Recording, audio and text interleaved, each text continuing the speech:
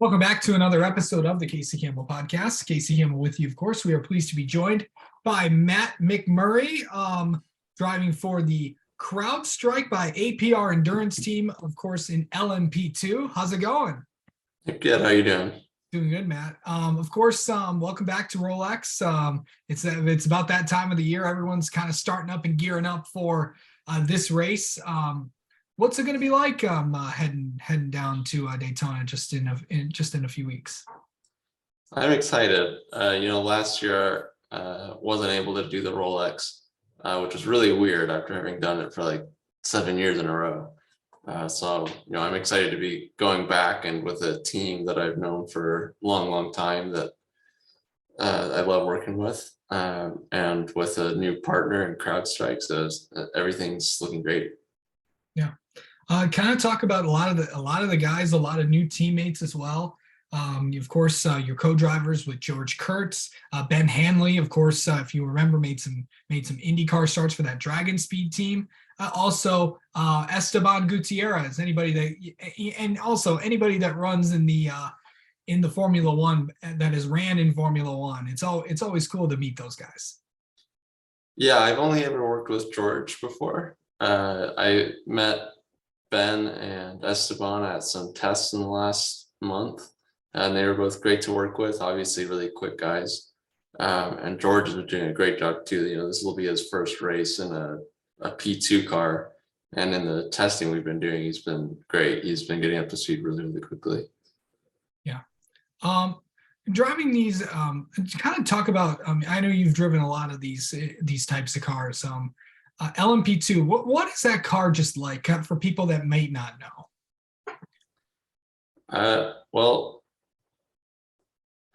it's awesome. Like it's a really incredible car. Like one of the best cars ever built. It seems like it's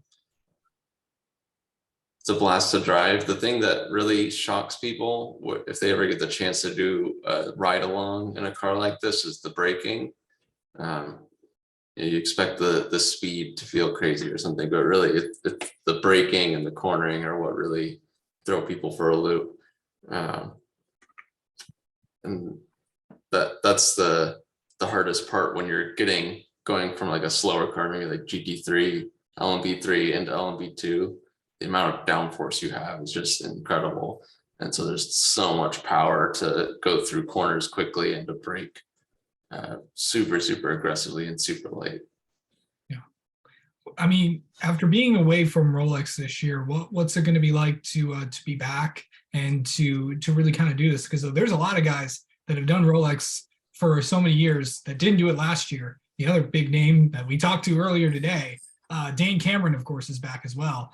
What's it going to be like just going back down to Daytona and being a part of it? It'll be like going home again. I've been out of the IMSA paddock for a little bit, and the racing community is such a small and tight-knit community that it's like going to a family reunion. Kind of, you're just saying hi to everybody. You're trying to walk from the paddock to lunch or something, and you get stopped a million times saying hi to all your friends. So that part will be really great. It's also just a great race to compete in. It's really the longer this race goes on, the more it gets to be just like flat out for 24 hours. So I think it's going to be a lot of fun. I think we have a good team, good co-drivers. It's a good race. And we have a good chance to go for the win. So going into this race, navigating it's going to be a pretty tough LMP2 field, as there always is. Yeah, it's going to be like trying to just navigate everything.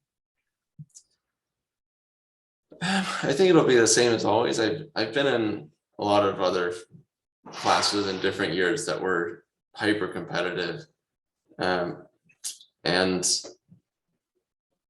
what we've been saying recently in the team is that this isn't a race that you try to win. It's a race that you try not to lose. And that's kind of how all 24-hour races are. It's like really you just have to get to the last 3 hours or so, and then you're pushed.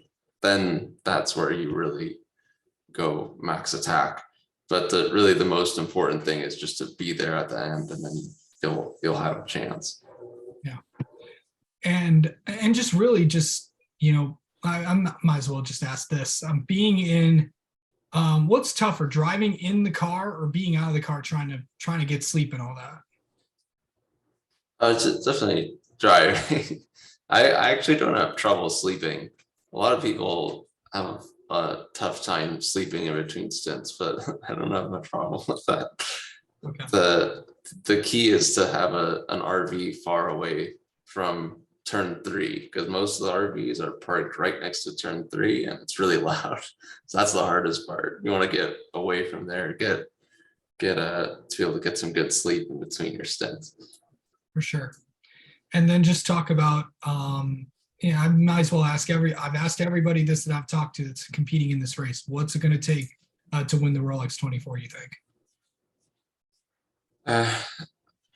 This year, this year and every year, reliability and making it to the end comes first. Obviously, you have to be fast, but in a field like this, kind of everyone's fast, and generally you win these races by making the least mistakes, make less mistakes than all your competitors. And like I was saying before, you do that, you make it to the last few hours, and then you can really go for it. You have a chance. All right. Well, Matt McMurry, thank you so much for coming on and talking with us, and best of luck in the Rolex 24 at Daytona. Thanks, Casey.